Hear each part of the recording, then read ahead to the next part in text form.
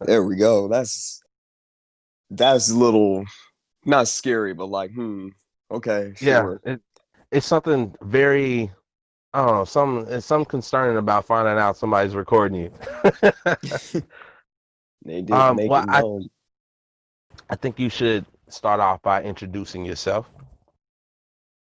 All right, so you can call me Ev. Uh, right now I'm working. Won't say where I'm working because it had a whole incriminating thing we talked about. But to you, I am an old friend. It's going on 10 years now.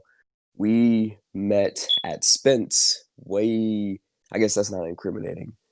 That's Nah, it's just where we not. went to where we went to school. But we met at Spence. But I think the friendship started to flourish when we were at Townview together. Hey, we went to I like Townview, to think right? that. Yeah, yeah. For Bro, me, it's I like to been think that it so started before that. long. Yeah, I know we like. I guess before Townview, like, cause I remember very vividly at Townview. That's when we discovered Coheed and Cambria, Oh and yeah, that's where we both like clicked as far as like music and story. Cause I remember that kind of blew us out the water. Like, man, this dude is making stories through like what? Like these lyrics are like the story. this is a Yeah, story. that So shit had my mind going crazy. Actually, when I first was yeah, introduced to that, honestly, that's the reason why I want to do anything that I'm doing now with music and story. It's just that's where it was for me when I was introduced to that. Um, but it's funny because it happened before that because honestly I felt like it was eighth grade because eighth grade is really when I like sit down and think about, hey, when did I feel like I like actually woke up and started existing. Eighth grade was that because that's when we wanted to make that rock band. That's when yeah, we were bumping Fallout Boy and Panic at the Disco, and we were like, we want to make a rock band. it was with, well, I won't say his name, but it was we had different names. It was Dead Roses Rising, and then Paradigm Catastrophe, which I that remember second that. name is cool. Like that's been in my head. I'm like, hold that in the barrel because that may be a story or something later on down the road. But yeah, and we had the like you were the lead and like the I guess secondary vocalist or whatever. Yeah, because you And had that one on then lock. yeah, because I was the rhythm. Like we patterned it after Coheed because the lead singer plays rhythm and then the lead guitarist like does the backup vocals and we're like, yeah, that works pretty well. And then we both like shared in the writing process and stuff. Well, then you Oh could man. actually sing too. That was the other part. Like I was just figuring that shit out. I was like, I know that the note's supposed to go right here. So Did we have raps? I feel like we had not hip hop influences, but we did have like raps, you know, some bars thrown in. Not as much as Linkin Park, because I was like, I don't think we wanted to be like Linkin Park. We wanted to be more like Coheed and Coheed. yeah, Panic at the Disco, Fall Out Boy. What does this lyric even mean? Is this even English sort of deal? But no, it means something. There's a story to it. It was But you depth. know, like, yeah, go ahead. No, I was gonna say like it was funny because we was also in that era of like the emo punk rock. Like everyone Yeah, wanted to be edgy and and hell yeah. I wish I could remember some of the lyrics, but like it's crazy because like all of that was the reason why I even decided to pick up a guitar. I remember we were just the inspiration that was just flowing through that year, eighth grade year. I remember that summer. Soon as we got out of school, I went to go buy a guitar. Well, I didn't buy a guitar. My grandpa bought a guitar for me. It was one of those little first act ones, and bro. like, Yes. yeah, We brought those to school, right? Because we I brought had those to the school. a really like it was a dull yellow. It was supposed to be uh it was supposed to be reminiscent of a Telecaster, I think. But Yep. it was a first act. So it wasn't anything. It was just like go to Walmart, buy this off the I remember they used to have it like set up in the front and you could just grab a guitar and pull it off the shelf and that was it.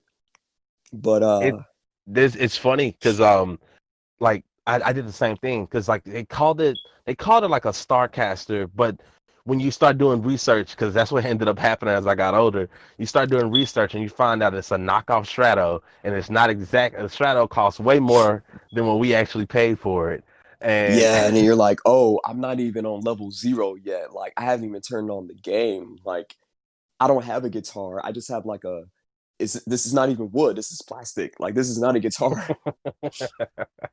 I remember my quote unquote first real guitar. I don't remember if I got it in high school. It was a black Ibanez, and mm, it was a cheaper. It was still cheap in, but it was I could finally say I have a guitar, you know. And yeah. then from there, I got a Les Paul. My mom bought a BC Rich, calls it hers, but I'm the Wait, one you who got you got plays a you it. got a Les Paul? It's an Epiphone Les Paul, so it's not Gibson, Mm-hmm. but it's you know it has the red and orange, the starburst, and you Ah, know it's good. I need to take it to get it repaired. There's something wrong with the wiring with the one of the tone knobs, so I tried that out for a while. My next guitar, I want to get a Jazz Master because I'm it's not one of familiar with a those Jazz Master. it's one of those like it's not complicated once you get into it, but it has like a lot of knobs and stuff, and it's like, yeah, I want to learn that just to say that I play this, off the beaten path guitar. So, like, I've been trying to get into guitars and really, get more into music theory and, you know, Mm. when I listen to a guitarist say like, oh yeah, this is this is a C major like chord off the fifth or some crazy thing that I can't even describe. I'm like, what? What is that? So I'm like, I want to get to that point, at least musically, to at least, just pick up a guitar and just start strumming and have people be like, oh man, you can play guitar. And I'm like, nah, not really. Well, I take it with you saying all this, you're still playing. I am still playing. I took a I took a break, so to speak. When once you start getting into the working world, a lot of stuff, a lot of your Yeah. hobbies, they take a second, they take a back seat.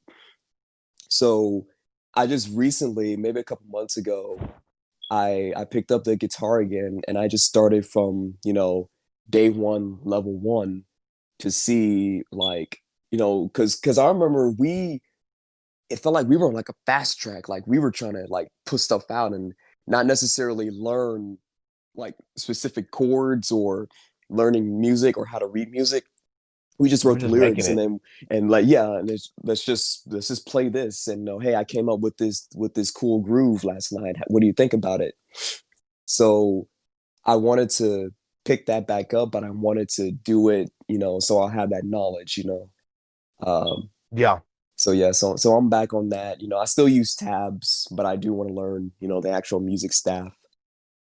But That's actually it was crazy because you introduced me to tabs, and I thought that was like I thought it was cool that someone even had a way to do that because for me, I was trying to teach myself how to write at the time because for the longest I crippled myself because it just went from if there was a tune on the radio, I would learn it by ear and yeah, and I would I just play it. remember that. And You were really good at that. well, that's the only problem with that is like that crippled me so much. There was like a competition I went to in orchestra, and like the worst part is I would always have first chair or some shit.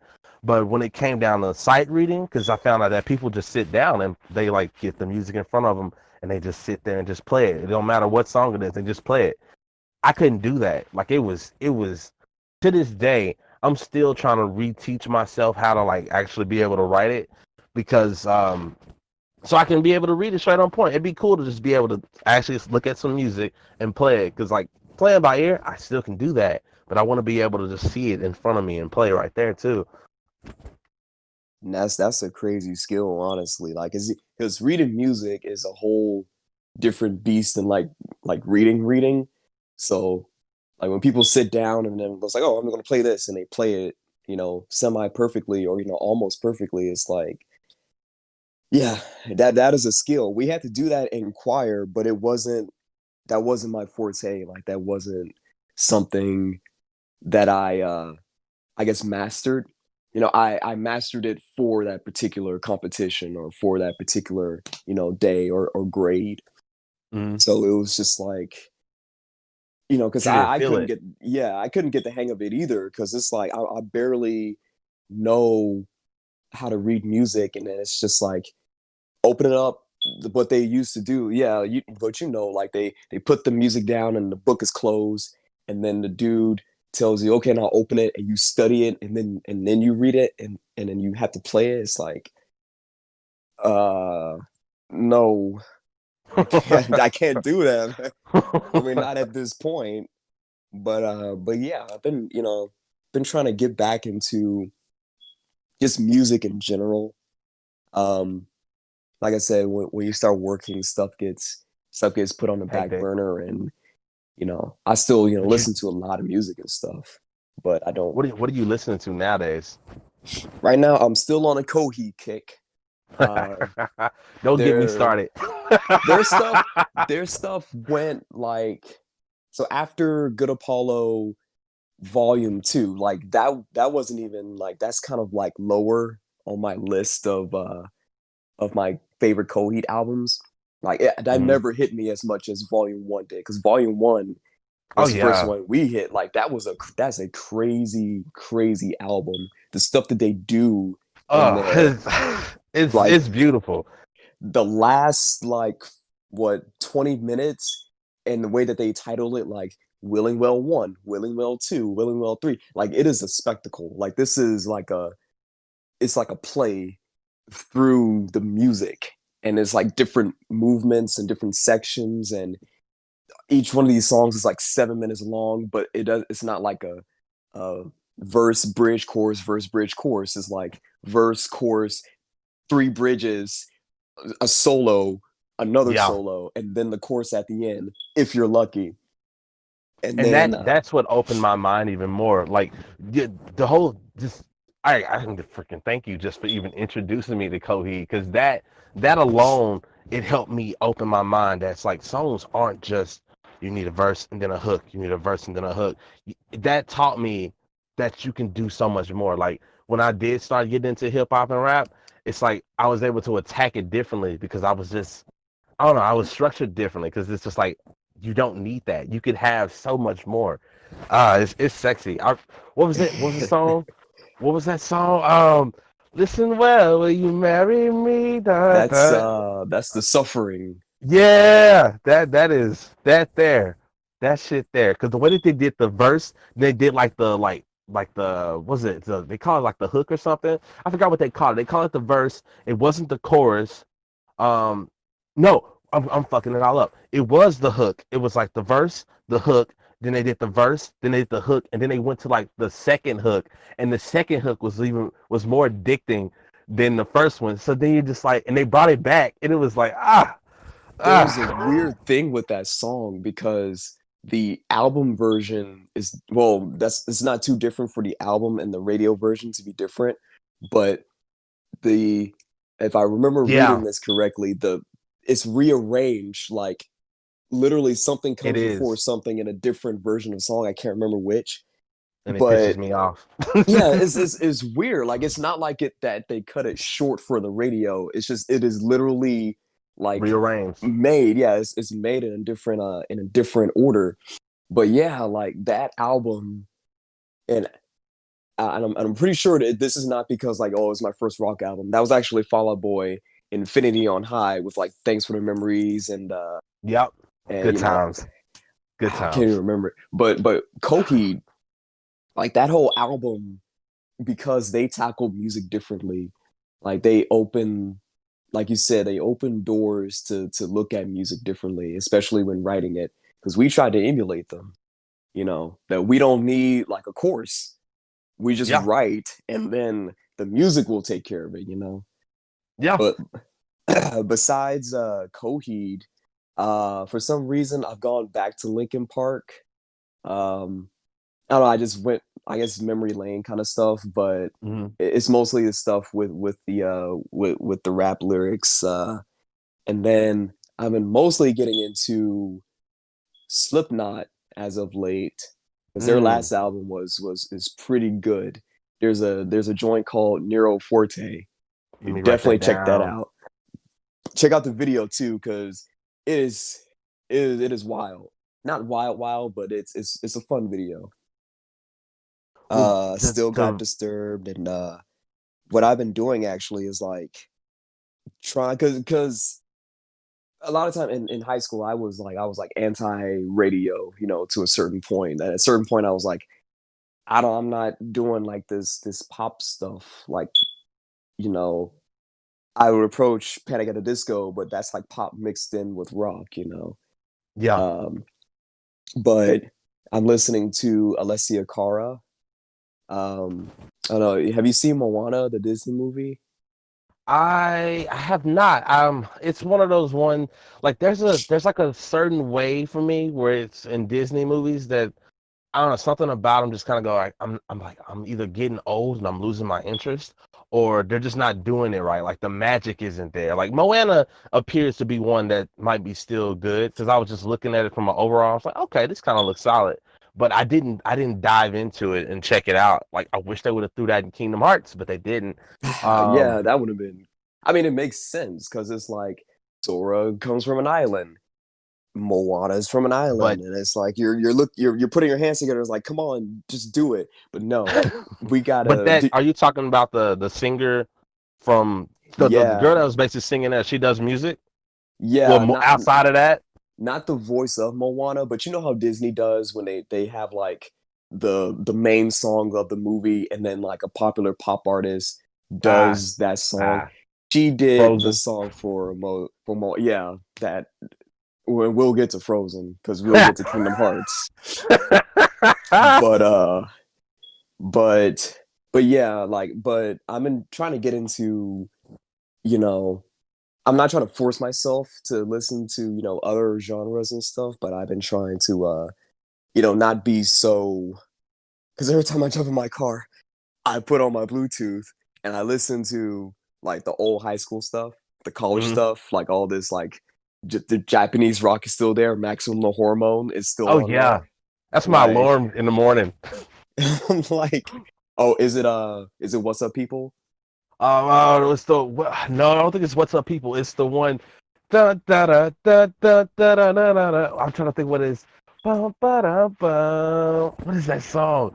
Ah, fuck. I See, can't the even problem remember is it. that like every Maximum Hormone song is like it has that like pop feeling. So I'm like, it literally could be anything.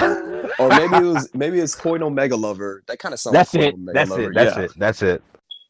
That's not good that I recognize that just from you humming it like that. No, no, I I know applaud that's you because so most bad. people can't do it. They like I'll start humming some shit and they'll be like, "No, you can't do that." My brother, every time I really make it some beats, I'm like, "You remember that song I made?" And I'll start humming, and it's like, "No, shut up. You know I can't." Yeah, I thank you for that. And they're not going strong now because of COVID and stuff, but their new stuff is pretty good too. I, But I'm yeah, gonna need what you to what send me a link to like everything when we're done talking, because like I have so much stuff that I need to catch up on. Because the stuff that I've been listening to, like for me, like like what I do is I'll get on YouTube and like I'll start typing in random tangents basically to right. just kind of just build and keep the music fresh and random. Like there's these playlists, like there's a bunch of shit that I could share with you that's pretty dope. But like I'll gather my music just from just random keywords sometimes. It'll just start and I'll just start making playlists off of just this random shit. I know another one for me is just like OSTs are still badass. Like Oh um yeah, yeah, Near dude. Automata, that the music from there, that shit like this is so much shit. It's just so much shit. I'm just gonna send you a bunch of links. We Speaking just of, swap music. We man, just swap thanks. music. Thanks for reminding me because I need to, dude. I have so many games. I know we're kind of like jumping, but like I have to finish near because I'm on 9S's route right now. But Uh I want to get to A2 because A2 is best girl, and I think she I think she has the best design. But of course, she's locked behind two other playthroughs, and I'm like, okay, so I gotta. I nah like man. 2B. 2B. 2B is the one for me. Nah, 2B is the She one. she's cool, but I'm like A2 is like she has like the boy shorts on and then like the halter top, and she's like she's so cool. But You can speaking of have A2. OSTs, like I have to check out the because I'm playing through Final Fantasy Remake now too, and Mm. I already spoiled like as if no one knew that Sephiroth was going to show up. But there's a new version of One Winged Angel, Mm. and I listened to a bit of it, and it's actually different than Advent Children or the original. Like it's a lot more erratic and crazy sounding. So I Is it want to get better? back in. It's it's kind of like one of those things with Let It Go because Let It Go came out and then you got like the hip hop version, the rock version, the symphonic version, like the bluegrass version, and it's like, are those better? And it's like they do stuff differently, but I don't know if I would call it better I because know what you mean. they're trying to tell a different story through different genres. Just like the new Sephiroth is like a new, literally, it's a whole thing. I don't know if you want spoilers, No, but I don't care. Like there's I'll put it like this. Like there's some things that the journey is more important. So then the um destination, yeah, but like it's fucking Final Fantasy 7. Like I yeah, heard it's about just what they're like trying to do. Like there's like little tab because it- spoiler it's alert, but it's not really a remake yeah, when you play through it. It's like and they're also trying to like make parallels. Like there was some cool shit I heard from these this one YouTuber. They was saying that there's a possibility where they're trying to make it where it's like Sephiroth is self-aware and he's like revisiting his thing and understanding that it's kind of yeah. like that he's going through these images and shit again. So he's like altering shit. And I was like, if they're gonna do that, that's cool. I really think that'll be a cool approach to it if they take this remake and make it where like some of the characters are self-aware of the universe that they're in. That'd be really dope. Aerith and Sephiroth, when you play through it, like they say some like weird like how that sounds a little suspect. Like, but the only way that I can see that being worthwhile and spending so much time is if they pull some really weird stuff like Sephiroth like actually wanting to do good. Like he sees that he's gonna die at the end. So he's Mm. like, I'm trying to change my fate because no matter how I look at it, I'm about to end up getting my head split off with Cloud's giant Buster sword. And I'm gonna But come if back in a movie and get killed again. yeah, like if he's just gonna go through all this to try and like be a bad guy again, there's no point because it's just the same story, just with a few more extra chapters in it.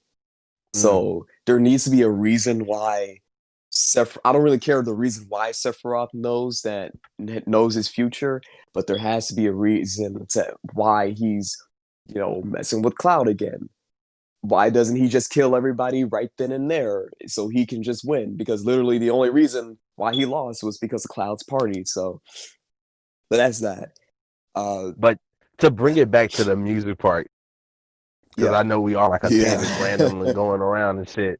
But I don't fucking care. You talk about what you want. No, but there's a song on there that goes so hard. Like if you're pulling up on YouTube, like the mini, if you're pulling up the mini soundtrack, it's like that's the song for like when you get ready to battle. I think it's like called "The Battle Oh Begins," yeah, yeah. and it Let is the fight or let the battles ah begin. Yeah, yeah. That's the horns, the way that the energy goes, like it is just so nice. Like it's like dun dun, dun like it goes hard. I'm not gonna even try to recreate it.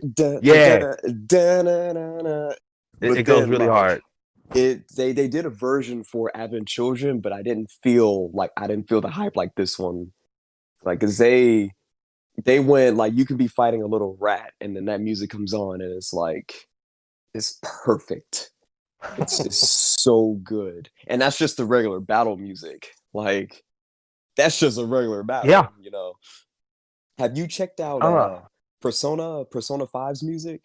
that is. Oh, I've checked out the music, but just so two things bring me into Persona. The music, also the UI. Like, oh my God, it looks so sexy. Like just from bro, I could stay in the damn pause menu all day from the way that they make this. It looks. It's just, it's really nice. Coming Persona is really from nice. coming from someone I've platinumed that game. I've You spent platinum that game? I platinum. I spent a little over 100 hours platinum that game. Granted, I didn't. I made a mistake, but that's fine. It's a good game, but that game is too slick. It's too good because when you turn off your game and you go back to your regular PlayStation menu, you're like, where's the flare? Like, what am I even looking at now? And you go to your computer, like, was all these menus? Like, don't you guys use good menus? Mm-hmm. The game is good too, but that whole aesthetic, kind of jazzy, very, I don't even want to say like modern or pop. It's very much a beast of its own. It is. Everything that you do, like you go into battle, like you were saying, and the menu is just like this explosion of black and red, and even you just pressing the X button, that's crazy. Like that is man, great. Now I'm gonna go play Persona tonight, thanks to you, man. Well, I it's wasn't funny because like planning to. all that like it engages you like Yeah, from near automata to freaking what were we talking about prior to that fucking the remake for Final Fantasy. seven Final Fantasy 7. Like the music engages you, it makes you want to play that even more. And like it's something about it when you can play some good music and it also captures the story. It'll bring you in. Like I don't know if you've watched this show called Steven Universe, but I have. prior to watching it, I just listened to the soundtrack. Like I would just listen to the soundtrack, the season 1 and 2, and I was in there. I was just in my head making the story up, and I just like the music was so good. I was like, I gotta go watch the show, and like that's like I don't know. It's something about that. Like it's really beautiful when the music can capture what the story is, and it's so nice. It's so nice. I'm just going on a tangent with it. Yeah, that show.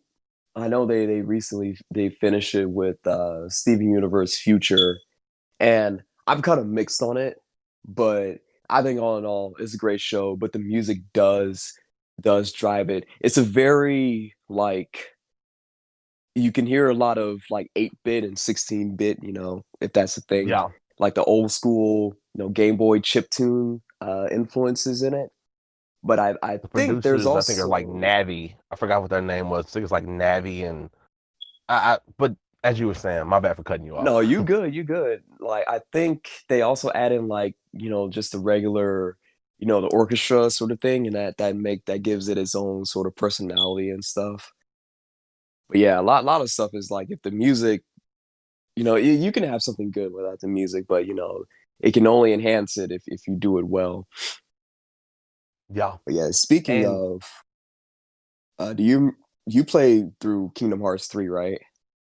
I did. I did. There's so many things we've talked about that I can go on deep tangents on, and I think I might just do that. If you're gonna touch that animal, I'm just going to touch it right now. I'm going to touch it from the music because the music did not draw. Maybe it's nostalgia, but the Kingdom Hearts 3 music didn't really pull me in like 1 and 2 did. Like I said, that may have been nostalgia, but mm, I don't know. Maybe it was the weight, but I don't know. I just didn't feel the same. Like, because you go back to 1 and 2 and you listen to, I think it's called Fantasia a la Marsha, like the ah, last the credits, and then I forget the one for 2, or maybe that was 2. I don't know. I don't have my iPod on me, but if I Yeah, did, I'd be able to drop it. but those, I don't know, they feel so epic at the end. But Kingdom Hearts 3, you get to the end and it's like, yeah, I don't know about this music. Maybe I was mad at the end of Kingdom Hearts 3 because I kind of was disappointed at the end. But Since we're here, I have to do it. So, I gotta do it. I gotta do it. Um, so the first thing, I'm not trying to say that I judged Kingdom Hearts by their intro song, oh, you talking but about that Skrillex Utada Hikaru, like eye yeah, raising? Y'all really wanna? Bro, I'm trying to think of it right now and I actually can't. Uh fears, the face your fears. oh, let me face my fear. Yeah, Yeah, that didn't go very well with the it visuals. didn't go well. It didn't like the song itself is okay, but it doesn't feel like this is supposed to be the conclusion. The lyrics, they tie towards that, fate, let me face my fears. But as for the actual music, like I don't feel like, yeah, let's go. I feel like I want to change the song. It was bad. I mean, like the orchestra version of the song is good. I don't know. It's something just uncanny about Skrillex having something to do with that. Because honestly, Skrillex ain't as popping as he was when he was first coming out the bat. So it's just like, why do you have Skrillex being attached to this? Um, Secondly, like Inflow, the guy who did all the remixes for the original song, When You Walk Away. I forgot what's that song called? Simple and clean. Simple and Clean, who did that.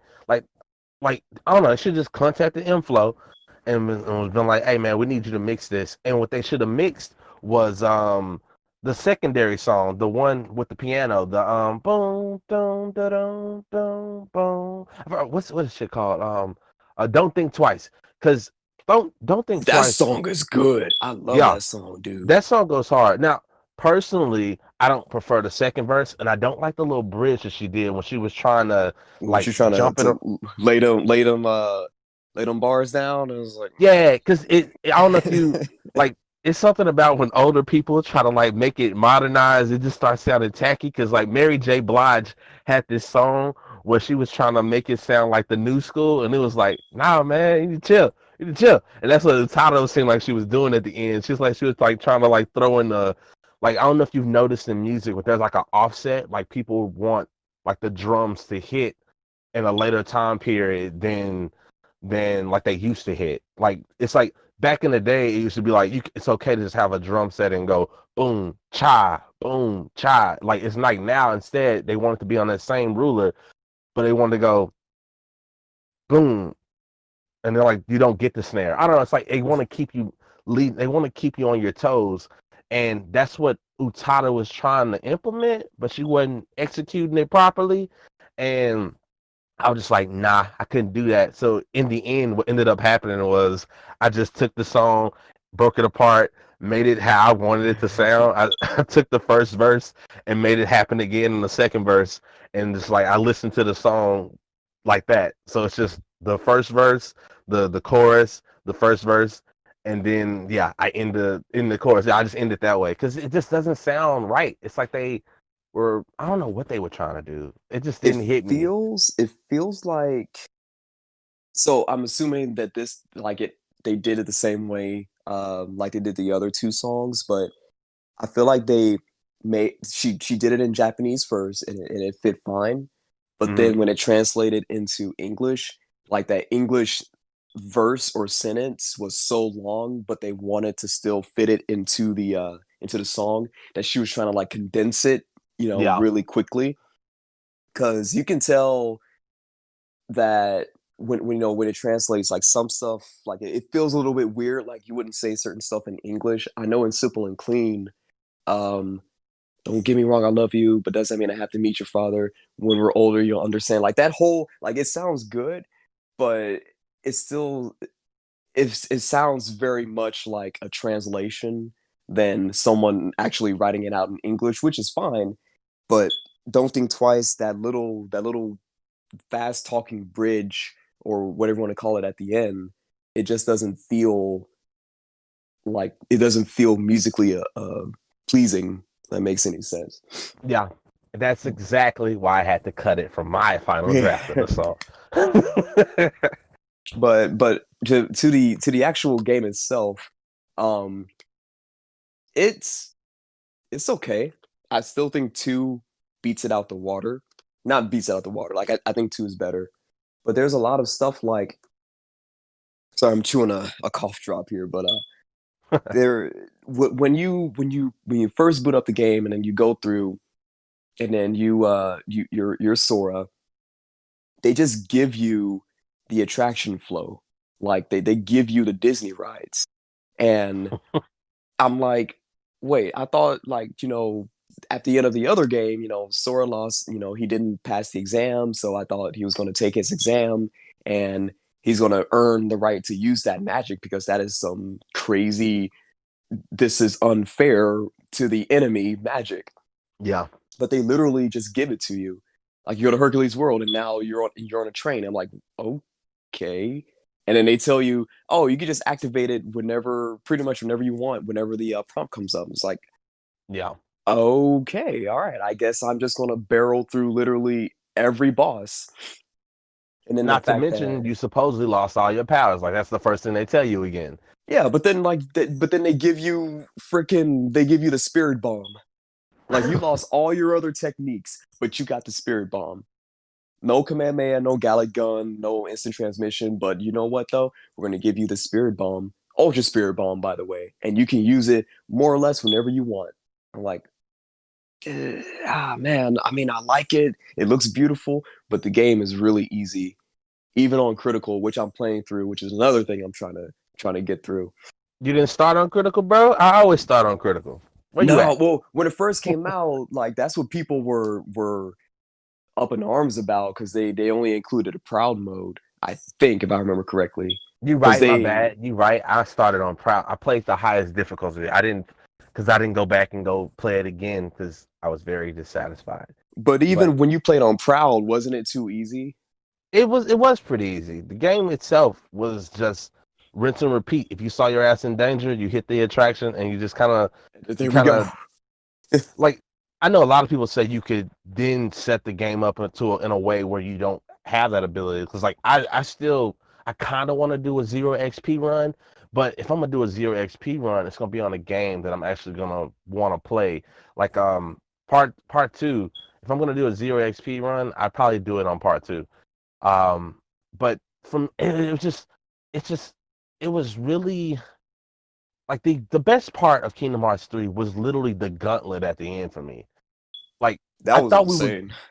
I thought we were going to actually get something pretty badass because I was expecting epicness throughout the whole thing, and they did try to do that. And like honestly, when we went through the Hercules world, I was like, yo, this is how you do it. It was a big ass world. You cared about it.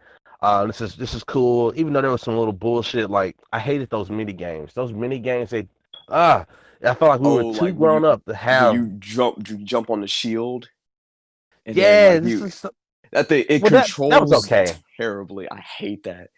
It was okay. Like that one was okay, but like when I mean mini games, I'm talking about Frozen's old bitch ass. Let me put this snowman together. Like that was the Oh, that was wackest shit stupid. ever. That was so Uh stupid. I just passed through that in my critical run. And I was just like, man, I'm losing the will right now. In fact, the whole Frozen world. Okay, there's something about desert worlds and snow worlds because I hated Aladdin and I don't like Frozen. I I think it's because like the whole scenery is either for the desert it's all orange and yellow, and then for Frozen is all blue and white, and then it's just like it, they put the whole music video for Frozen in the game. Like, come on, yeah, that like, was whack. dude, I was That was whack. I was watching this dude. I think his name's Alpha Red. And he was like, "Is this just the whole thing?" Like, and it really was like it wasn't. You don't see Sora like popping in and saying, "Oh, that was a nice twirl, Elsa," or Donald saying something that no one understands without subtitles. It's Oh literally man. they took Frozen and then they just put the whole sequence into the game, and it's like I can't believe I just wasted 3 minutes. And I get it. They were trying to show off the fact that hey, the game looks just as good as the movie, basically. And I get it. It's just like, oh man, don't waste my time. Like that was one of those situations where that skip button needed to be It like, needs to nope. be on the screen for that one. No pausing, just Or come up with a clever way to let you exit. Like I don't know, there should have been some writing where maybe I don't know if I would have did it, if that was the case, maybe I was walking by and I knew I had to go see Elsa and I was when you get to that scene, you're walking by and you can see her doing her little singing and shit. She's singing oh, and all it's that. in the background or something. And you have the option to go in there and just embrace it. But then you just like, nah, man, I ain't gonna do this. Or you could go stop her from singing. Yeah, they should have gave you the option to just like go in there, slap her, and be like, look, I gotta get to the next world. There's But literally no time. Like Organization 13 is here. Like they are looking for you. Please stop singing. how'd you feel about that story? That story felt very sloppy, but how'd you feel about Ooh, it? ooh, that's a good one. So it was inevitable that the story was going to have to take some twists and turns in order to bring back Aqua and Terra and Ven. And you know what? For the amount of BS that we had to go through, like Terra was always Ansem's guardian, like that was always him, and then he just comes like at the end and saves everybody, and then but how does he have his body then? But whatever, you know what? Okay, whatever, that's fine. But then the ending, and we're gonna get to freaking Yuzora because that's a whole oof, bruh. I don't even know if I want to even like. I thought like for me, part three, I have the game in a bag, and I'm waiting to just send it to a friend of mine because I don't even know if I want to go back and play it. I'm talking about Yuzora right now. So the concept is cool. Like you go to Toy Story World and you see like this Final Fantasy Noctis looking dude, and it's like, oh man, doesn't he look like you? No, he looks like Riku, but okay, yeah, he Yeah. looks like me. But and that's cool. And then at the end, God, what was the secret thing? It shows them in the game. The world ends with you. It shows them, in Shibuya and Hmm. Shinjuku, and then Yozora's up at the top. You know what? That's fine. That's okay. But the problem arises is that it comes at the very, very, very end in the secret episode. So Hmm. then now Kingdom Hearts 3 is not about Kingdom Hearts ending a saga. Now the whole thing just feels like a huge setup for what Yozora's gonna do. So now we're all waiting again for this next Kingdom Hearts 4 or Kingdom Hearts 3.5. Like the fact that Yozora was in a secret episode, or the fact that there was a secret episode, made it feel like the story is not over, even though 3 was supposed to be the end of an era, the end of the journey. Like it's okay to have a sequel series, but I feel like if you're going to do that, like make it DLC, like make it free DLC, but finish the story that you're telling before you start advertising for your next one. Because you even get to fight Yozora in the DLC, and that's cool. He's apparently the hardest boss in the Kingdom Hearts franchise, but It just I it's don't care. Like yeah. it's like the story suffered so much. You know, would have been a really good ending. Let me hear it. You remember the Kingdom Hearts 2 ending, right?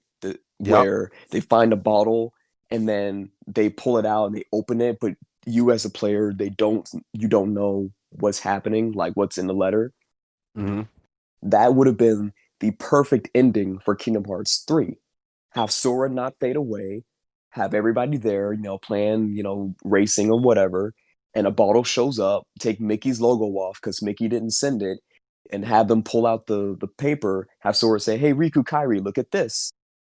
And then, it pans out. They're reading the letter and it pans out because that implies another journey, another adventure, but it is not giving us, oh, who's Yuzora? Real, it's fake, you Actually, I know. like that a lot. Like, I would be so much more engaged if they would have just left it like that. Like, it had that cliffhanger syndrome. Not to mention just the other problems from just people wanting to throw so much shit into DLC. Like, honestly, waiting this long for Kingdom Hearts, no, all this should have been jam packed into the final Kingdom Hearts thing. Like, I don't know, I didn't want necessarily DLC of that nature. I feel like everything should have been jam packed in the game. Like DLC should have probably been along the lines of like I like what they did with the data shit where you can go back and fight the all the people from the The organization, that's cool. yeah, that's cool. But also that felt like some shit that should have already been there. Like the fact that there's no Coliseum. That should have been in the DLC or that should have already been there. Like it's just You, you know it what? I I'm think gonna I know tell you. why. I Why think I is know why that? you're feeling that way because you played Kingdom Hearts 2 Final Mix, right? I played Final Mix. I've played I think I played almost all of them because like there was a point where I said I wasn't gonna get a DS to play Dream Drop Distance, and I But you remember I was did. working a job, and I got my first check, and I went Now it's and the bought a time. DS. Here we go. But then you probably went like, man, screw Square Enix because they released it on the PS4. Bro, but I think I know why you're feeling that way, and I'm feeling that way too about that DLC because every Keyblade, and every Keyblade was in Kingdom Hearts 2 Final Mix. Every data battle, every extra battle was in Kingdom Hearts 2 Final Mix. Everything was Mhm. on the disc. I didn't have to pay an extra $30 to pay it. I didn't have to wait till the DLC release. I didn't have to go through another trailer to hype myself up. Yep. Everything was on the disc. And granted, Final Mix came out in Japan. It was a whole different, it was a different beast than before. But still, Kingdom Hearts 3, even in Japan, released as the game and then the base the DLC. So it's like coming from Kingdom Hearts 2 Final Mix, where I don't have to download Oathkeeper and Oblivion. I don't have to download the data battles. I don't have to download the secret ending. Everything is right there for me. You know, like you said, all this stuff should have been on the game from the get-go. And But I that's don't why know what the delays did. I don't know what's going on with that, man. well, you see where his heart is. It's fucking Kingdom Hearts. I'm not Kingdom Hearts. Final Fantasy VII. All the polish he put on that, the way it looks so good. How the story, like even if they did shut it off, or they did to like say, hey, we're gonna release another version. It's like you see where they put their. It's like they put all their heart into that. And I don't know. Personally, for me, KH3. I'm just go ahead and say it. She was trash. Like I took off from work to play that shit. Like it was one of those situations. Like I remember I took off like at least a good 5 days because I was like, yeah, man, I'm gonna play it and I ain't gonna leave till I finish it. Cause like for me, when I played Kingdom Hearts 2, it was senior year. Like like it was senior year for me. I played Kingdom Hearts 1 and 2 going into senior year. And I remember I got that summer. I stayed there and I like maxed all the hours out on Kingdom Hearts 1. Then I got to the school I went to. A homie gave me Parking Part 2, and I stayed up all night playing that to the point where I tried to go to sleep for school the next day, and I was like, you know what? I overslept, and then it just turned into me just playing that game all the way for a whole nother day. And it's just like Kingdom Hearts 3 felt like a chore for me. I didn't after I got to Toy Story and Frozen, it just felt like a chore. Like I was disappointed, man. Like it's like I understand the whole concept that people were saying like the worlds, you shouldn't have had more worlds because these worlds are large. Nah, I don't care about that. You're trying to create this feeling, and the feeling that you got from fucking Kingdom Hearts, the other Kingdom Hearts was you have a journey, you have this adventure to go to. I want more than 7 worlds, man. I Kingdom Hearts 3 in my mind was, yo, I gotta go to at least 20 different worlds. But I think they're, at least from Square Enix sentiment, I don't know what the deal is with with Disney, between Square Enix and Disney, but I Hmm. guess they don't want to keep retreading because they added freaking Nightmare Before Christmas in almost every single game, and quite frankly, I Yeah. was tired of it. But there's still Yeah. like Disney has like you don't have to always do movies. Like you got all these shows and stuff. Like, can you imagine if there's like an extra section where you fight alongside Kim Possible? Okay. Okay. Like, I was like tread lightly. If you say Zach and Cody, man, no, no. no, no. I mean, like, the action stuff. Like, let me fight alongside Kim Possible. Like, that's crazy. Like, it's crazy, but Kingdom Hearts is already crazy. You can't tell me that we can do something else that's gonna, be too off the rails. We already have Donald and Goofy with a shield and a magic wand. Yeah. Like, I mean, come on. Mickey is the king, and he's fighting. And Right. I mean, what else? What else could you do that could like be stranger than that? Like, come on, just do it. Well, But real quick, since you brought up Kim Possible, I don't know if you've seen those memes lately, where it's like it's saying the reason you what is it? It's basically like the reason why you like toxic women is because you oh, chose for Shigo. Shigo, yeah, Oh, yeah. I love it. I love it. But you know what? I'm a good guy. I always choose Kim Possible. Good for sometimes. you. I think I have like a long rep of She Goes. Man, that show was good. I was just thinking about it. But that show is pretty Talking about good. Kim Possible. Yeah, I need to go back. I may get Disney Plus to start watching those shows again, but I have Why? What? a whole bunch of other streaming stuff. So I'm like, this is getting out of hand now. I know you should allegedly see if someone's file sharing online. Right. Yeah. Allegedly. And just keep it just maybe just put it somewhere in a file somewhere and just watch it when I want. Yeah, man. I mean, shoot, I'm not against it. I'm not But against it at yeah. all. It's got a VPN, but So I also watched I watched have you seen Dragon Ball Super Broly? I have. I have. It I got a is. gush. I got a gush for that movie, man. That movie made me go out and order. Like I'm looking at my Broly figure right now. Like, and I don't have Goku. I don't have Vegeta. I don't have anybody else but Broly. That I love what they movie. did with that. Yeah. Yeah. You talking about the story? Yeah, it was the story, just like getting hyped about a fight. Like it was like shit. I don't know, man. There's something about it. Like I never had been so hyped about a fight. Like it made you want to go out and train. Like that's one thing that I love from the new Super shit. Like and just Dragon Ball Z in general. It made you hype. It made you want to go out and train and try to surpass and break your fucking limits. Even if the shit they do on there you really can't implement it. But you know, it was something about that. Like that movie was super pumped, and they kept pushing it. The animation looked good. It was good. It was That good. animation was criminal. No movie. You know, the CGI was yeah okay, but the rest of it, the hand drawn stuff, that movie shouldn't. That's someone needs to arrest somebody. It's like you are too good, whoever you did. But you know, I was watching a clip of it. I was watching Broly versus Vegeta on YouTube, and I saw a Hmm. comment where you remember Vegeta saying, you know, oh, he's learning how he fights.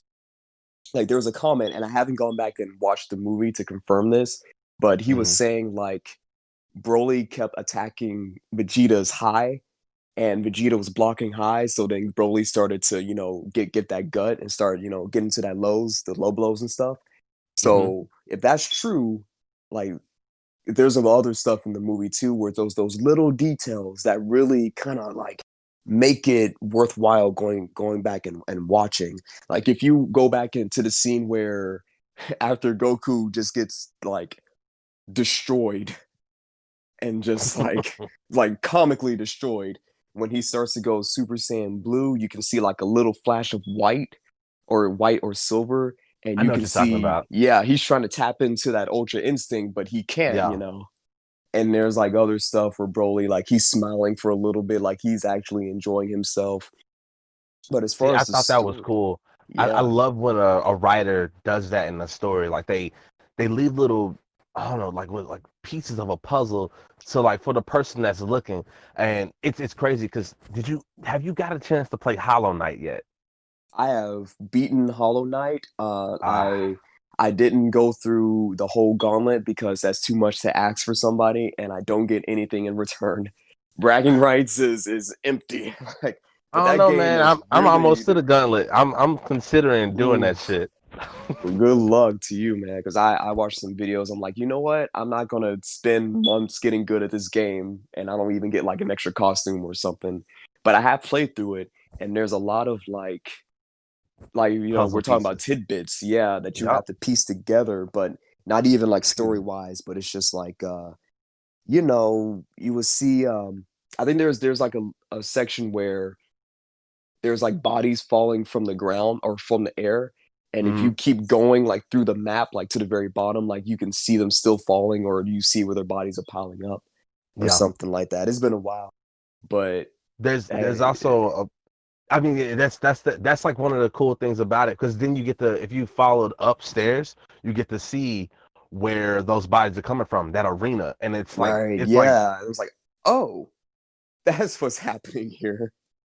That's really morbid. and but then another one was what's that city? There's like a city.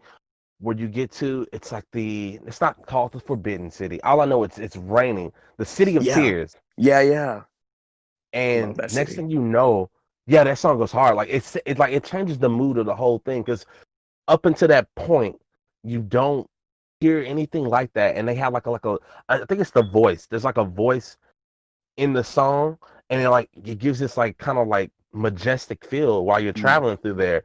But the cool part was just like the fact that it's raining there, and if you really do your traveling and researching, well, not researching, if you're like just exploring there, you'll find this big ass blue lake.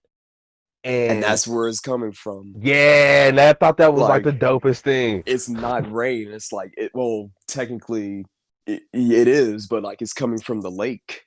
You know, it's like if And there that's was a lake above us and it's raining. It's like, oh, it's not the weather.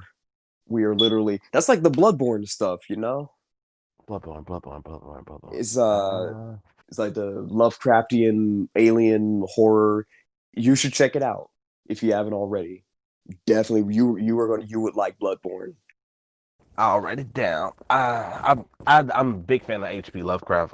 That's why I think I'm addicted to Rick and Morty. But like But back to the. Oh yeah, go ahead. I was gonna say, well, I was gonna ask you, are you implementing, like, since we know what people like to see in stories, I would assume you're doing that in your own stories. Trying to right now. I'm on the fourth quote unquote rough draft, and it's pretty much the most intact version of my story. Hmm. But I have realized that what's important right now, or while you're writing the story, is in fact the story. And you can add in, the bells and whistles, once you get, once you have your beginning, middle, and end, then you can start adding in like the little sprinkles on top, so to speak. Right now, I'm reading this book called Story by Robert McGee or Hmm. McGee. And write that one down too, because that'll help just in general storytelling. It's more for screenwriting, but what is a movie but like just a novel on the screen? They'll do different things, but it still works as far as like making a story the best that it can be. Because Robert it's a McGee. Robert McGee, yeah. It's like MC, I think it's Gee. MCG. Okay. But I was watching this guy on YouTube, I gotta forget it, but he analyzes Dragon Ball and he always references that book. And he talks about like how like the Frieza fight works, but how like the Majin Buu story doesn't really work and what changes in between. So I went and picked up that book, and like it's some good stuff. Like it'll teach you how to trim away all the fat and just to have your lean mean story machine, so to speak. And then, after you get your themes and what you want to say, you're gonna then you can add in, those little broly tidbits and stuff. God, that's not even for a So Dragon Ball movie.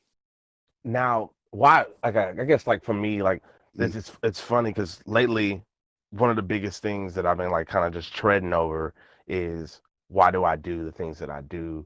Um, like why? Because I know in the beginning when we were starting out those rock bands and just making music from just a jump, it was just literally out of the pure fun of like we really liked that shit and we really wanted to do it, but you didn't understand or give yourself a reason or a mission to do it later on.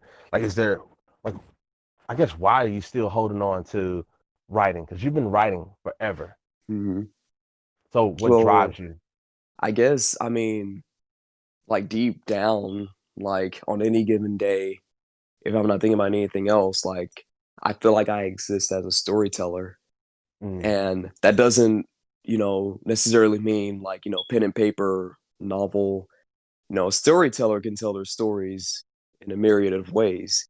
You've got Claudio Sanchez and the whole Kohi crew telling stories through music, also through comic books, novels, or you've got the oral word, spoken word rather. You've got movies and stuff. So I feel that my calling I guess I can't really explain like deep down why, but like I'm a storyteller, and whether that path leads me to writing novels or making screenplays or writing for video games, in some form or fashion, I'm going to be living as a storyteller. Yeah. If you look up a there's no Wikipedia page of me, but when I have a Wikipedia page about me, it'll be, you know, I won't say my full name just yet, but Ev is a storyteller, and then after that, musician, philanthropist, playboy, whatever. Still from Iron Man there. I love that. It's like she's Captain America's just like, hey, what are you without the armor? The philanthropist, tycoon, whatever, playboy. It's what we Yeah, all want to be. you got a point there. But yeah, like, and I guess I keep holding on to it. I guess I don't see it as holding on. That's just simply, That drives you. yeah, that's my batteries. That's how I cope with things and how I pass the time, and you know that's the essence of me, so to speak. I know that's kind of a non-answer, but you know No, no. Actually, you're probably giving a bigger answer than you're letting yourself say you are. It's that's I don't know those. It's like those things right there. Those essence. That essence. It's kind of actually like the human race. Like we start thinking about what makes us different from Neanderthals and other species and shit. It's our ability to tell stories. And I think I was reading that somewhere. It's just like that's the thing that makes humans special. We have this ability and this desire to just always want to tell stories, and it helps us grow. It helps us keep on going. I mean, that's one of the reasons why I do it. Like, 'cause for me, it's like a simple thing of inspire to inspire, and like one of the ways that I really love to do it is just by creating things, just from just the jump, the earliest memories. How much time I'll sit there in a tablet drafting a world out and crafting it out, and it's just like I do that because I love it, but then it's also done to just at the end of the day inspire others to inspire others. That's how it is. that was one thing. Do you? I'm not going to mention her name because I don't know if she wants to be mentioned. But one of the the group that I hung with, it was like mostly girls. Uh, the smallest of the Ah, bunch. I think you remember her. I I'll just remember them all as a whole and just go with that. Well, I was talking to her about this, and I was saying, like, it was kind of like, is anyone really going to read stuff, or you know, is this going to like help people, in the long run? And she was saying that, well, yeah, because you think about, these kids, going to the library to look up books, or even, the scholastic, like the book fair, stuff like that, discovering books and how a book can impact a young person's life, when they pick it up and read through. Like, that's also motivation, creating stories to help people, to and I'll go off a little bit, but I feel like stories that we make are just mirrors of situations, and mirrors of reflections of our inside self. So there's going to be someone who is going through something, and they're going to be able to find that strength in the characters or in the worlds that you create. And that is a more tangible motivation, that someone's going to go in, find your book, and open it up and keep reading, maybe because it's entertaining, maybe because it's educational, but also because it touches them in a way that they need it to feel, Like I Yeah. said, they're going through something, or they need to hear something from a character or from a narrator. So the prospect of that is that's a good driving force. It also makes it so that you don't want to mess up, or make the story terrible. Yeah. That XP. It's Does because what's that? Ah, did you? For me. I just finished Game of Thrones, and like you know that writer is on point. Like there's it's something engaging. One of the things, because I actually just taxed back to what you were saying earlier, because like for me, my thing is like it also matters about those characters, because the story is important, but what Mhm. makes those story is those characters, those making those characters feel real, giving them a reason to care about, like a reason for people to care about. And it's in Game of Thrones captures that so well. Like it's nice. I don't know. Have you watched that? I have not. It's finished now, so all it is just waiting for me to binge it. I've been on Stranger Things. That's Uh another good one. it is. I don't know, second the latter seasons a little bit wonky, but it's pretty good.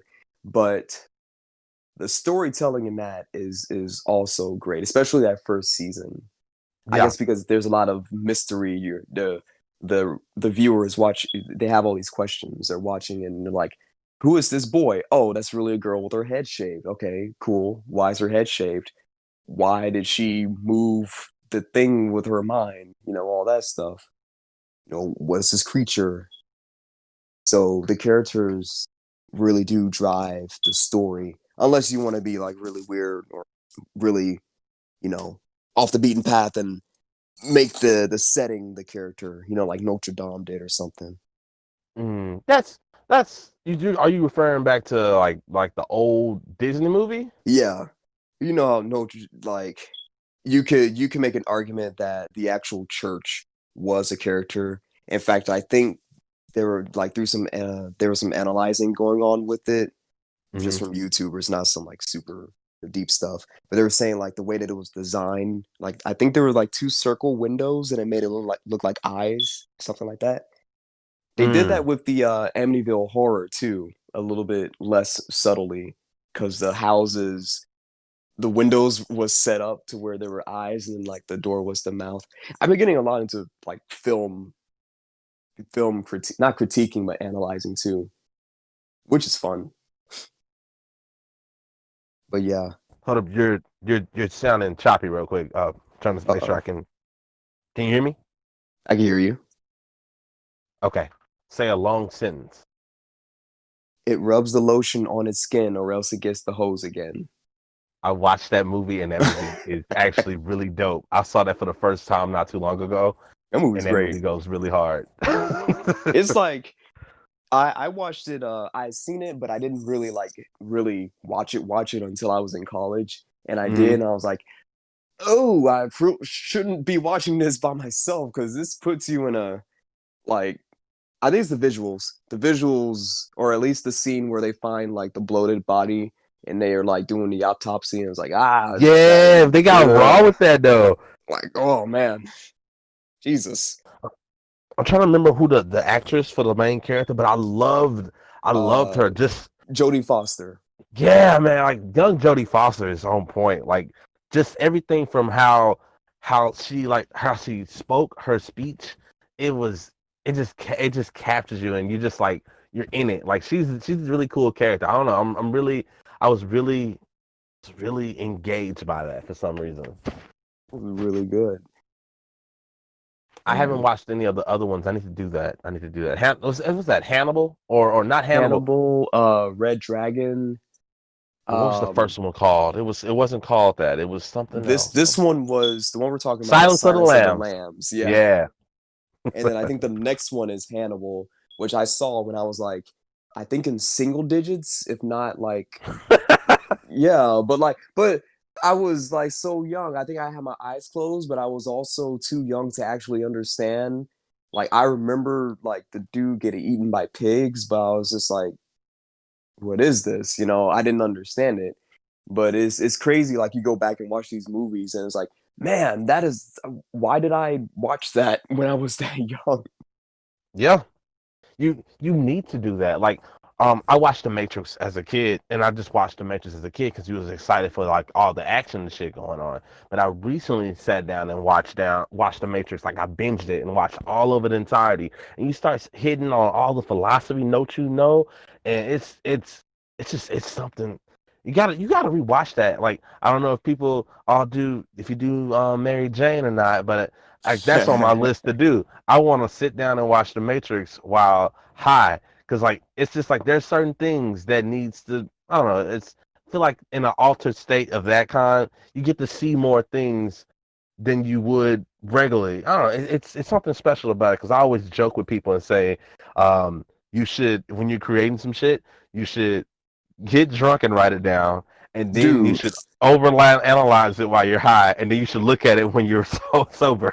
dude, I don't know if you've. Oh God, who said this? It was an old writer, like may have been Mark Twain or somebody else. But what you just said, someone famous and old said you should write drunk and edit sober. Like there is, and like, not to condone, for if little kiddies watch or listen to this, not to condone drinking or anything, but there is, I don't want to say like a semblance of truth, but when you think about it, you're in an altered state of mind, and if you can keep your bearings enough to actually write a story and then just let it sit there, and then come back to it when you're in a sound state of mind, like, imagine like what you could write, or even if you're just tipsy, like, just let your mind open up. And like I Yeah. said, if people listen to this, do not think that I'm saying, yo, go pick up the bottle, go get a bottle of scotch and just go to town. No, we're just talking about Yo, that scotch, specific. whiskey. What I wanna get like a bougie writer's drink, Have my little Stephen King office. I have no idea what his office looks like. He seems like he would have an office with a bunch of drinks in it, and not even I think I to probably drink. would. I'm going to, like, just when I have my modest writer's home. I'm gonna. Have you seen the uh Sinister? I have not. But not about the movie, but the main character wears like this really thick cardigan jacket, and like it looks like a blanket, and he's a writer. I'm like, that's what I want to be. Just a really, like, why am I wearing this in this really hot house sort of thing. But I don't yeah, know. man. I got they gave me real Secret Window vibes for some reason. I don't. It's a good movie. You should check it out. It's a horror movie, but Sinister. yeah, Sinister. There's a sequel, but you know how sequels go. Yeah, man. It's called Lion King 2. Yeah. Oh God. The songs, yes. The There's actual only one good one. movie, the one where Kovu gets kicked out. Where Mm. like I might need to go listen to it again, because I was thinking about He Lives in Me, because that one actually goes hard. that was a good. I like that one too. Like, it's no circle of life, but it's one of It those, like, does it it. does something different. Yeah. Have you seen the stage play? Like, have you ever went to the theater and watched it, like the actual stage play? No, I haven't. Bro, That's on my bucket list. it's an experience that I recommend for everyone, because it's just, if you want to revisit that and you want to get like something new, not that bullshit they put on the screen, because that was some straight up bullshit. That remake was goddamn trash. I ain't even watching it. I haven't watched it. I don't plan to watch it. I know it's trash, because they had all opportunity to get Jeremy Irons to come back and play Scar, and they didn't do that.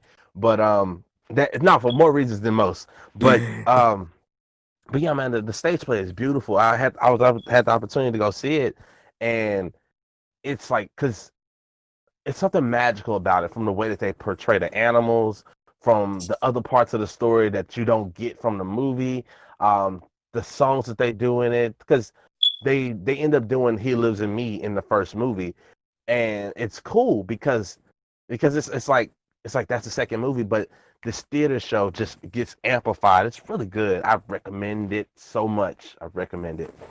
I'll check it out. I know they were doing a because of all the COVID, like, they were doing like a what do you call it, a virtual streaming thing, but I'm sure they got a lot of views, but it's different. It's a different experience. Going to it in person.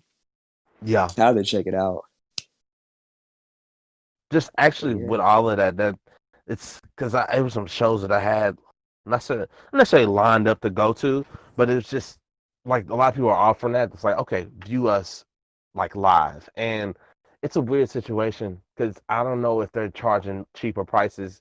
Because one of the things I keep running a tangent on, so right now is like if you're going to the doctor, you can go by phone, but they're charging people the same price.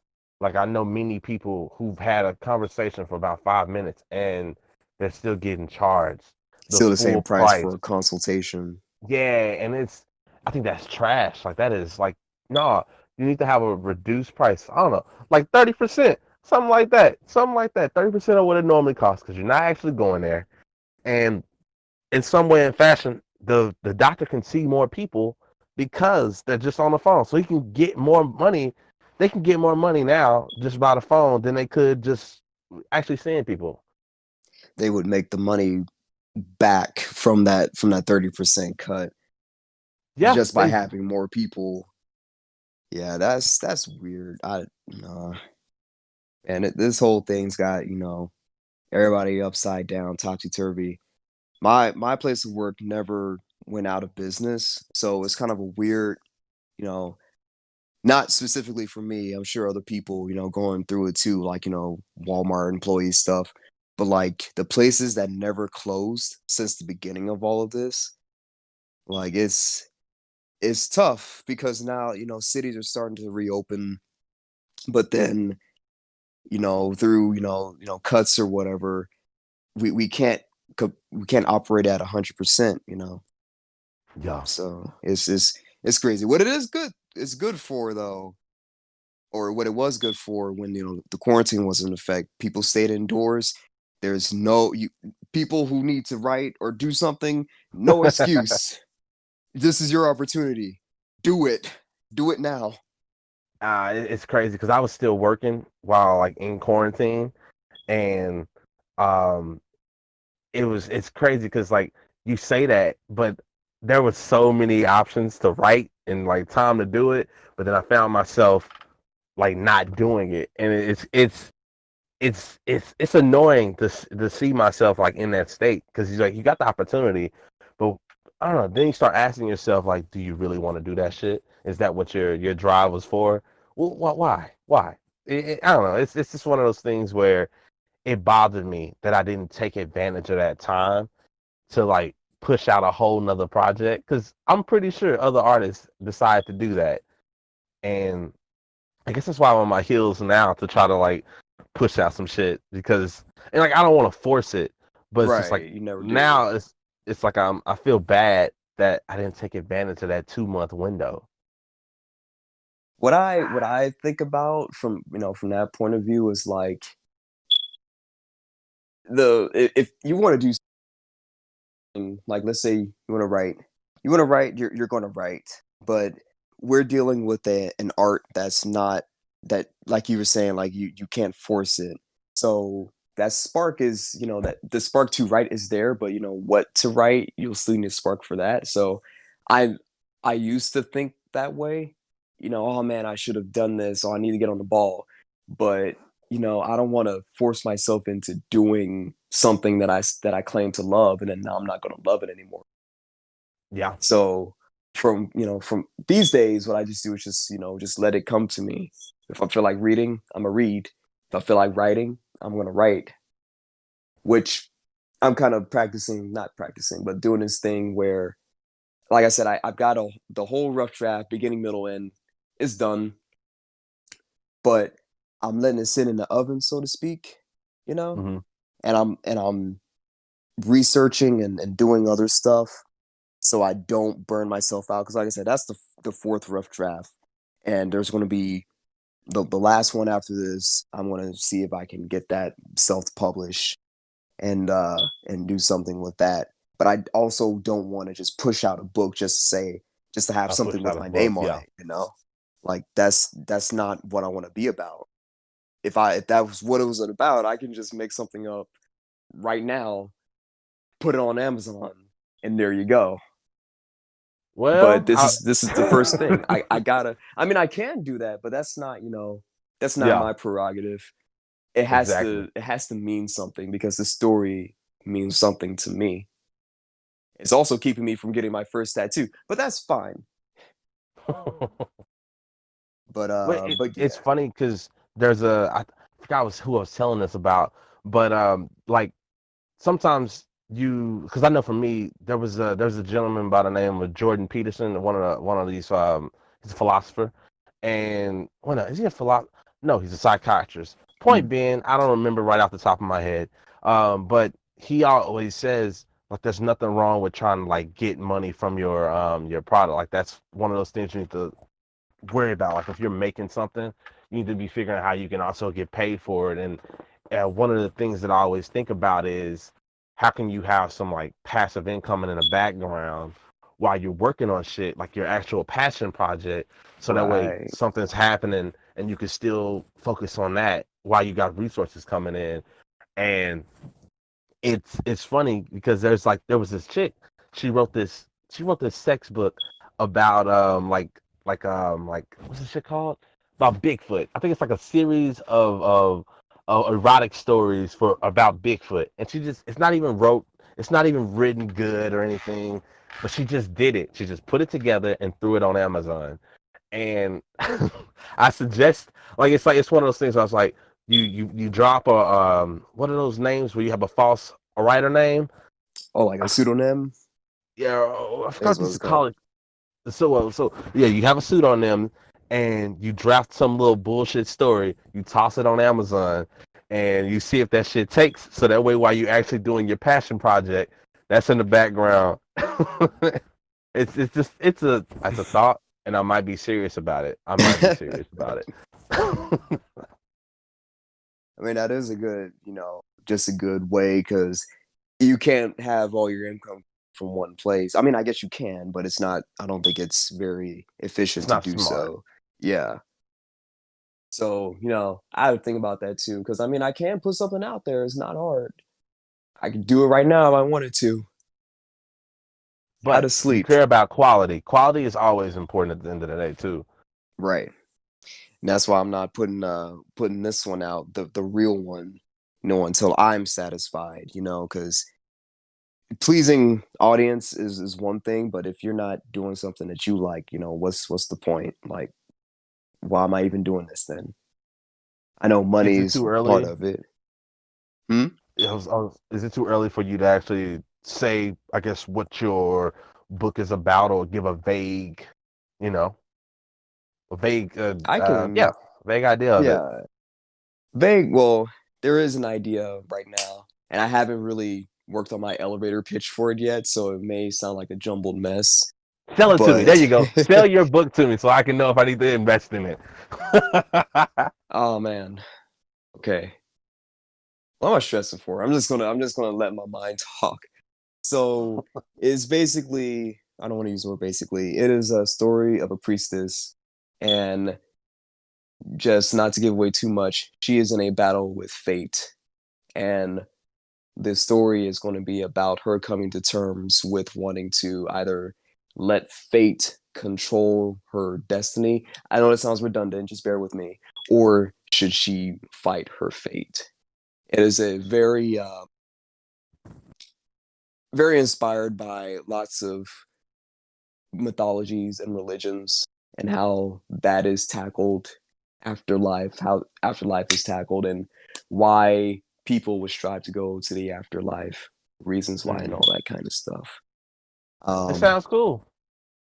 I'm wanting to do something with gods and demons and all that kind of stuff, and really study that, and hopefully, touch somebody who's struggling with it. I know that probably didn't sound like anything, but like I said, my elevator pitch is not ready yet, but I do Well, have. what would you say Mhm. your because like of course if you're writing it, you're reflecting like your stance on it. Does this basically kind of like, yeah, is this your desire to make this? Does it happen, or I'm fucking rambling. Does your desire for making this Mhm. come from like your experience basically? Not necessarily my experience, um, but nonetheless, it is close to me. Besides it being the the first like major story. I don't know why I kind of connected to fate. I guess that does tie to me because I'm not necessarily too sure about the concept of fate, whether to say, oh, I tripped over a rock. Well, that's destiny, stuff like that. Yeah. But it does. Oh, that was a good question.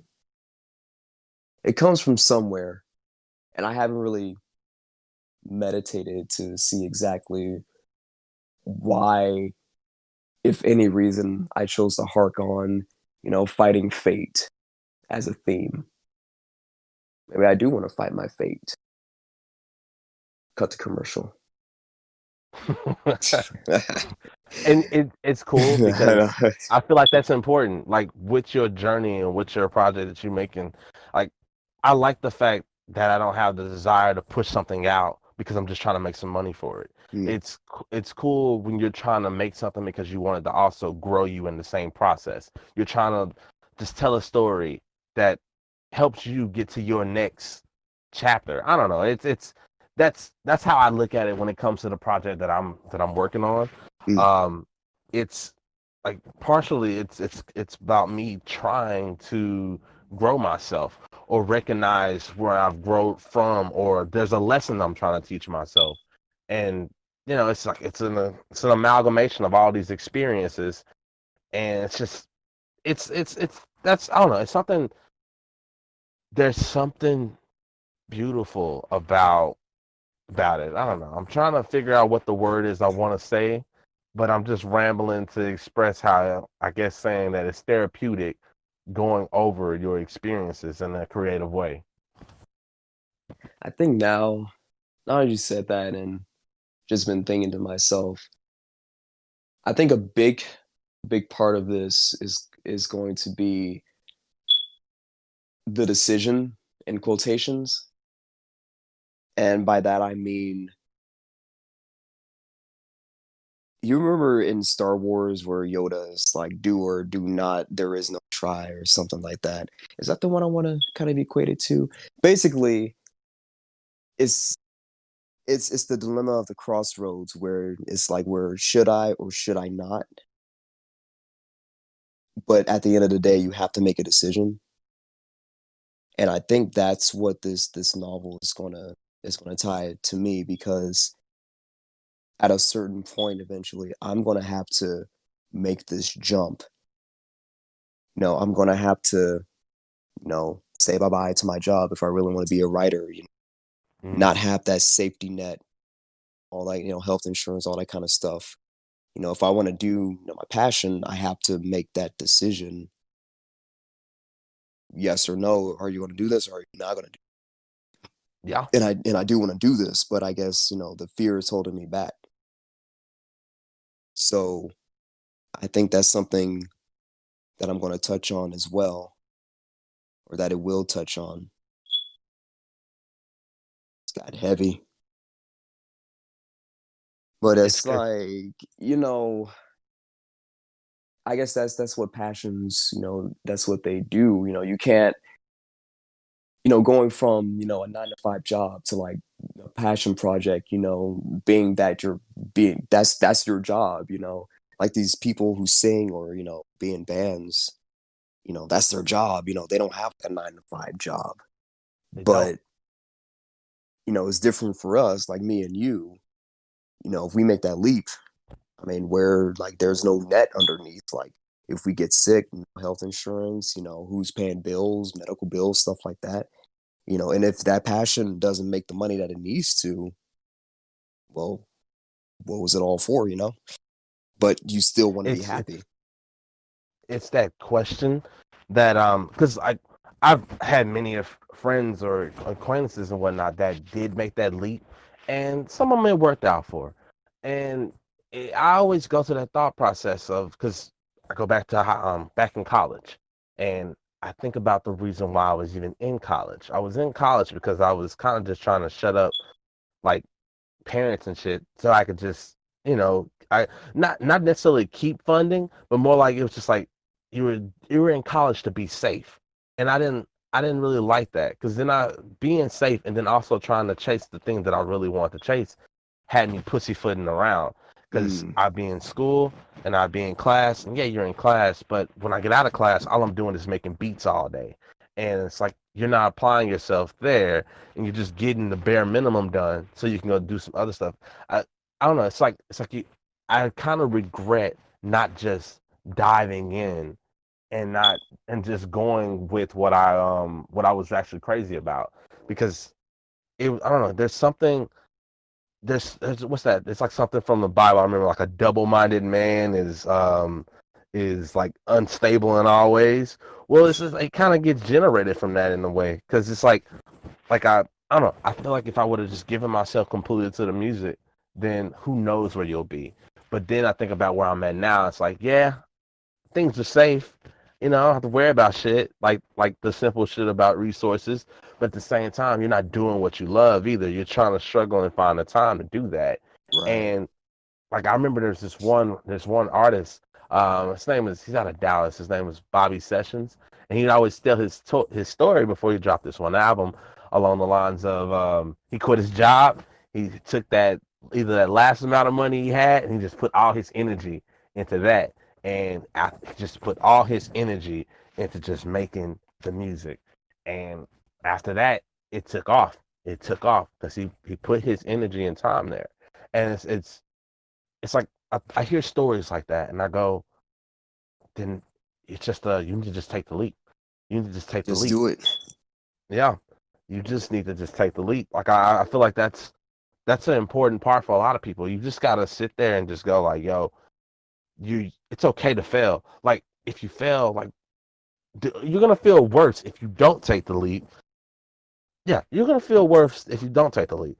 And I think the other part is like, yeah, you could try to be smart and make the preparations to do so prior to, because that's also since I've done this the way that I've done it, like basically being safe. My mind is like, okay, I'm gonna put the preparations that enable me to be able to make the leap. So then you start trying to craft ways to do that. Maybe it turns into the first 6 months of the year you're working fucking a 40-hour day job. Like, yeah, you're putting 40 hours into a single day or some bullshit. So that way, when the other half of that year kicks around, you got all the money saved up. So all you can do is just 6 months of just grind, Oh, just grind. that. Yep. It's you make your plan because it's just like I don't know, man. If you really love something, you're gonna do it. Like that's where it balls. If you really want to do it, you're gonna do it. You're gonna do it regardless. You're gonna always come back to it. Because I tried to run away from it. I really did try to run away from it. I just said, you know what? Let's see what life is if I don't. If I don't chase my drive. I did that for a month. I wanted to die. And it's just it's you know what you do what comes naturally to you. Like when you wake up in the morning, I don't know what's the first thing that's popping in your head. You're creating some story, you're humming some tune, you're making some instrumental that you're just instantly making. But it's like something about that screams like do what comes natural to you. I don't know. I'm rambling, but I feel like there's some kind of merit to the shit. No, I understand you, man. It's like that's what I was touching on before, like when I was saying like I don't know exactly why I like to tell stories. That's just like it's just here.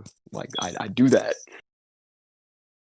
Like that's just not even a passion. That's just like a part of me, you know.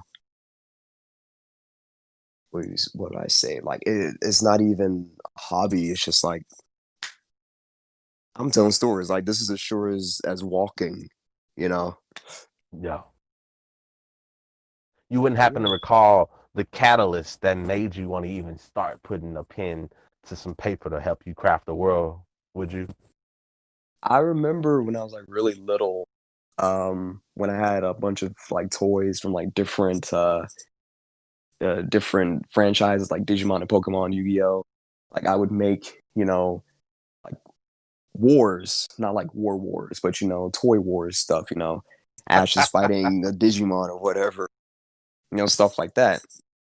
And I didn't know it then. I was just like making a story up, and I think whenever I would come back like the next day, like the toys would remain the same and they would, go off from the previous day. Uh and I didn't really know that that was really storytelling, I guess, until I played Ocarina of Time, because that is a very linear but also like a very story driven game. You got your you got the three stones that you need to collect, and then you got to go to the five temples or six temples or whatever. Then go fight Ganon, save the world, and there you go. But there's a story in between all of that. So that kind of, like, I guess, made the spark to, oh man, that's cool. You know, that's kind of like what I've been doing. I kind of want to do that. And then getting into like the really deep storytelling, like actually caring about characters and settings and Mm. backstories, that came from Full Metal Alchemist, and just, Ah, yeah, just learning, oh, these characters each have like their own daily life and their own backstories, and this is how a good story is made, you know. So just a bunch of like media just got me interested, you it's know. it's it's funny because well, it's interesting, funny, and crazy because it parallels. I did the same shit.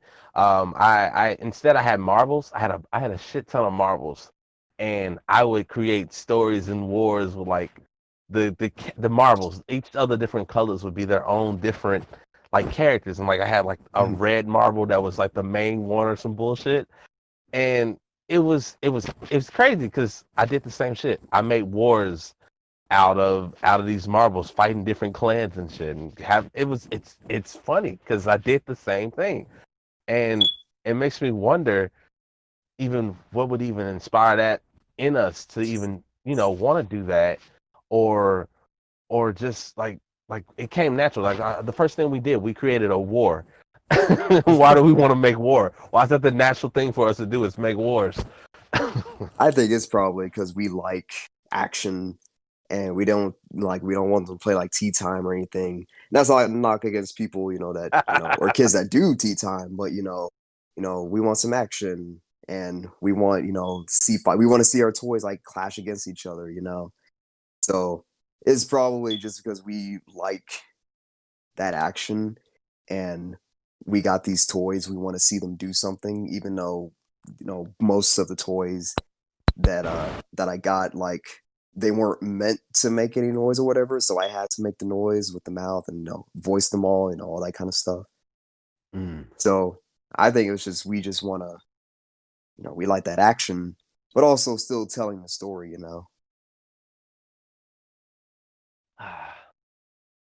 Sir, I unfortunately have to get ready to wrap it up. So, No problem, man. like, it's oh shit. I don't. I gotta work on how I end these hoes. I can't just be jumping out of the middle of nowhere like, hey man, it's time to go. No. Hey, you know what's weird? Like, I listen to other podcasts and I'm like, man, how do these podcasts end up being like 2 hours, 3 hours long? Like, how does that work? But now I see, I see Yeah. how. I and don't. and and that I think that's the beauty part about it. Like I think that's where it's at. Like because when it comes to doing podcasts, it's like this is a new way and a natural way for you to do communication. It's real. You get to talk to people. They just sit down and have a conversation, and that's what I like about it. It's natural. It's natural. It's none of that bullshit we get on the news when they keep redoing the same stupid shit, and it's just recurring and recurring, and they're trying to hype it up to get your attention. It's just natural and raw, and I like that. No script. But But yeah, man, I'm it gonna has drop the been bot, a and I'll pleasure. oh no, same here. I was gonna tell you to stay on. Because I was gonna talk to you about a couple things like after I drop the bot out and shit. Yeah, let me do that. Alrighty. Board leave.